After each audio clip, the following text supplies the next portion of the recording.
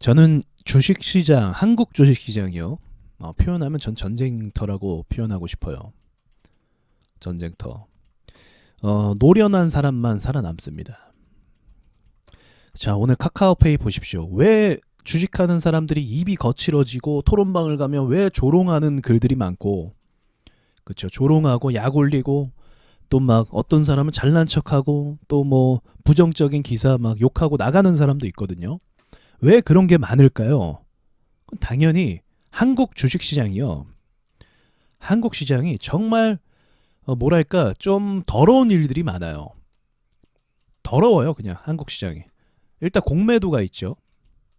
그리고 올빼미 공시, 밤늦게 공시 올려서 또는 시장 끝났는데 공시 올려서 투자자들이 안 보는 시간대에 공시해버리는 그러한 좀 얍삽한 일들을 굉장히 많이 만들어낸다는 거죠. 또 황당한 일도 많이 일어납니다. 카카오페이 오늘 아시죠?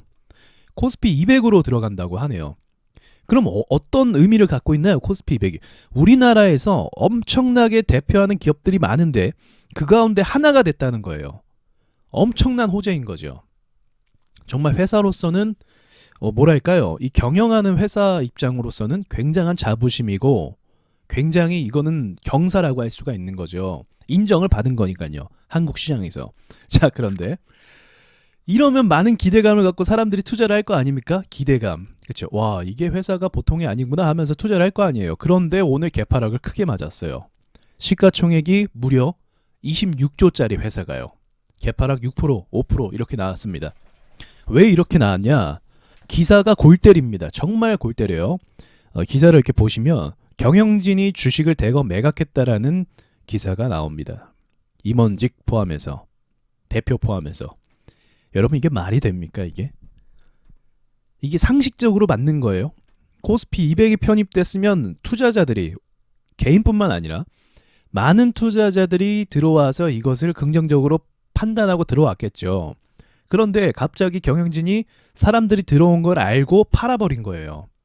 이거는 욕 먹을만 하죠. 사실은 주가가 떨어질 게 뻔하잖아요. 이렇게 팔아버리면. 그쵸? 뭐 회사 본질적인 문제가 생긴 건 아니지만 경영진이 판단하는 거는 고점이라고 판단하는 거 아니냐라는 의구심이 든다는 거예요. 주가가 오르는데 제한이 걸린다는 거죠. 투자자들은 주가가 오르기를 바라면서 회사에 투자를 한 건데 이 임원진은 그 사람들의 마음을 알면서도 자기의 어떤 시세착을 위해서 갖다 던진 거예요. 상황이 그렇다는 겁니다. 근데 물론 저는 세력주 입장으로 보기 때문에 어떠한 꿍꿍이와 전략이 있다라고 생각은 하고 있습니다. 근데 단편적인 것만 보면 이거는 옳은 행동은 아니죠. 그래서 주식 투자를 하면 이런 말도 안 되는 어떻게 보면 반사기라고 전 표현을 해요. 반사기. 그러니까 사기는 아닌데 이게 말장난으로 좀 약 올리는 거 있잖아요. 공시도 올빼미 공시 있잖아요. 그 한국 BNC 기억나시죠? 시외에도 이제 마감 전에 갑자기 유증을 때린대요. 한국 BNC에서. 대규모 유증, 그것도 2천억 규모였나요? 엄청난 유증, 그런 엄청난 공시를 시장이 끝나고 던져버리는 거예요. 사람들이 주식을 안 보는 시점이죠. 시간에는 잘 안 보잖아요. 그때 던진 겁니다. 그래서 다음날 15%인가 개파락했죠. 18%인가. 엄청난 악재였습니다.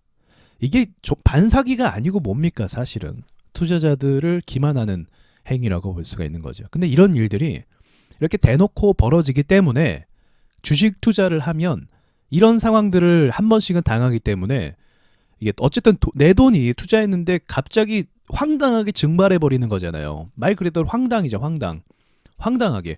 난 회사의 가치를 보고 투자했고 회사의 어떤 호재를 보고 투자했는데 갑작스럽게 악재가 생각지도 못한 악재가 시장이 빠져서도 아니고 시장은 오르고 있는데 혼자서 악재를 터뜨려서 주가가 떨어지면 매우 황당함을 겪기 때문에 여기에 이제 동요가 돼서 이 주식시장에 대해서 좋게 보이지 않고 이제 욕을 하고 이제 대주주 욕도 하고 회사 욕도 하고 또 이걸 당하는 사람들도 또 같이 욕을 하고 다 같이 욕을 하는 그런 상황이 발생하는 겁니다. 물론 안 좋죠. 이게 한국 시장의 전 한계점이라고 생각을 하긴 합니다. 바이오 시장도 마찬가지고요. 자, 그렇지만 여기서 선택을 해야 되겠죠. 이거를 극복을 할 거냐, 아니면 그냥 내가 시장에서 퇴장을 할 거냐. 이제 저는 그렇게 생각을 해요. 극복을 할 거냐, 아니면 퇴장을 할 거냐. 만약에 주식시장에 들어와서 어떤 커다란 포부를 가지고 또는 비전을 가지고 들어왔다고 한다면 저는 극복해야 될 과제라고 생각합니다. 여러분 사회생활도 마찬가지 아닙니까? 사회생활도 뭐 정석적으로 뭐 가는 게 있습니까? 거의 반사기적인 것들도 많이 있고 편법적인 것도 많이 있죠. 근데 그 가운데서 살아남을 수 있나요? 살아남을 수 있죠. 나만의 어떤 노력과 그죠?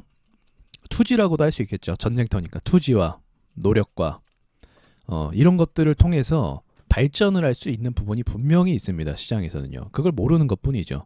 왜냐하면 대부분 이 겉에 이 흘러가는 이런 악재들과 그런 것들 때문에 이제 투지를 잃어버리고 노력할 생각도 이제 안 하게 되고 시장을 욕하고 나가게 되는 게 대부분인 거죠. 퇴장의 길을 겪는다는 겁니다. 손실을 보고. 그래서 저는 제 유튜브 구독자분들은 이제 공부를 하실 마음이 있으시니까 그렇게 말씀을 드리고 싶어요. 배워야 알 수 있고 살아남을 수 있는 시장입니다. 그럼 뭘 배워야 되냐? 세력에 대해서 배워야 되는 거예요. 그러니까 반대로 가는 거예요. 반대로. 대주주가 던졌어? 코스피 200인데 왜 던지지? 의심이 드는 거죠. 상식적으로 말이 안 되잖아요. 반대로 이때 사는 거예요. 이렇게 떨어질 때. 시초에 크게 떨어지네? 이때 살고 단타면 뭐 여기서 팔고 아니면 가져가는 겁니다. 이렇게 싸질 때. 개념 자체가 바뀌어야 되는 거예요. 한국 시장은 한국 시장에 맞게 매매하라고 제가 계속적으로 영상을 올리고 있어요. 한국 시장에 맞게 투자해라. 그럼 어떻게 해야 됩니까? 배워야죠. 당연히. 공부해야죠. 노력해야죠. 그래야 깨달을 수 있는 거예요. 한국 시장은 원래 더럽고 원래 공매도 애들이 있었고 원래 그래 왔어요. 그럼에도 불구하고 그런 것들 다 겪고 성장하고 이제 노력해서 성공하는 사람들도 분명히 있어요. 그럼 그 사람들의 공통점이라는 게 있겠죠. 공통점 무엇일까요? 예, 개미들과 반대로 간다는 거지. 다 아는 이야기이기도 하죠. 근데 뭘 반대로 가냐? 이런 개념들이에요. 이런 말도 안 되는 일들이 일어났을 때 사는 겁니다. 되려. 완전 반대로 가는 거죠. 카카오페이라고 별거 있습니까? 다 똑같죠. 이번에 제가 말씀드렸던 그 낙주 과대 낙폭 그것도 같은 개념 아닙니까? 한국 BNC가 폭락했을 때 그 다음날 사가는 거 똑같은 겁니다. 한국 시장은 한국 시장에 맞게 투자를 해야 된다. 얼마 전에 작년에 이제 그 공매도 약간 일부 기간 동안 없앴고 뭐 그런 것들이 있었을 때 좀 수월했는데 지금 시장을 이제 겪으면 많이 힘드실 것 같아요. 제가 봐도. 그래서 또 이 말씀을 드리는 겁니다. 투지가 있어야 돼요. 계속적으로. 노력도 계속 하셔야 되고요. 주식할 때 계속 불안하고 막 뭐라고 하죠? 불안한 마음이 계속됩니까? 그건 왜 그러냐면 불안감의 원인이 있어요. 주식하면서 불안하고 막 초조해지고 그러잖아요. 이건 지식이 없어서 그래요. 지식이 있으면 시나리오가 그려지고 대응할 수 있는 대응법이 생기게 됩니다. 근데 이게 없으면 불안해요. 불안합니다. 내가 모르는 위치, 내가 모르는 자리, 어떻게 흘러갈지 모르니까 불안하죠. 당연한 거죠. 예상이 안 되고 어떻게 해야 될지조차 모르니까 불안한 건 맞습니다. 근데 시나리오가 있고 대응 방법이 나름대로 있다고 하면 불안하지 않아요. 불안하기보다는 신경 쓰이는 정도는 될 수 있겠죠. 투자하면서 아무래도 내 돈이 걸려 있으니까 신경 쓰이는 정도는 될 수 있지만 막 초조하고 불안하고 뭐 어떻게 할지 모르겠고 그러진 않습니다. 그런 사람들이 토론방을 더 많이 보게 되고 거기서 또 멘탈이 흔들리게 되는 거죠. 그래서 그렇게 반대로 가시면 안 되고 제가 말씀드린 것처럼 이제 하나하나씩 경험하시면서 공부를 해 나가셔야 됩니다. 무조건 공부를 해야만 이 시장에서 성공할 수가 있습니다. 아무것도 모르는 상태로 이 시장에서 오시면 이렇게 상식 밖의 행동, 카카오페이처럼 이런 상식 밖의 행동으로 인해서 시장에서 상처를 받게 되고 상식대로 흘러가지 않는 모습 때문에 이제 시장에 불만이 생기게 되고 나가게 된다는 거죠. 그 전에 미리 알고 대응하면 조금 더 수월할 수 있다는 걸 말씀드리고 싶었어요. 그러니까 여러분은 그 토론방을 많이 안 보셨으면 좋겠어요. 전 거의 안 봐요. 이거 안 보시고 이걸 보시지 마시고 이걸 보실 바에는 비슷한 유형의 차트를 가지고 와서 공부를 하시는 게 나을 것 같습니다. 다른 차트를 보는 거죠. 다른 비슷한 유형이 있었나? 다른 이런 상황. 그러니까 뭐 유중 때문에 떨어졌으면 유중 때문에 과거에 떨어진 종목들의 움직임을 공부해서 모아서 데이터로 만들어서 어떤 식으로 흘러가는지를 보는 거예요. 그게 더 확실하죠. 유중이 맞았을 때 어떤 식으로 차트가 흘러가는가 그런 걸 연구하는 게 100번 1000번 낫습니다. 아시겠죠? 그래서 공부를 게을리하지 마십시오. 여러분 주식 불로소득 아닙니다. 어떤 사람이 불로소득이라고 하죠. 네, 노동이 없다는 거예요. 이 투자 같은 거. 근데 노동이 진짜 없습니까? 아니죠.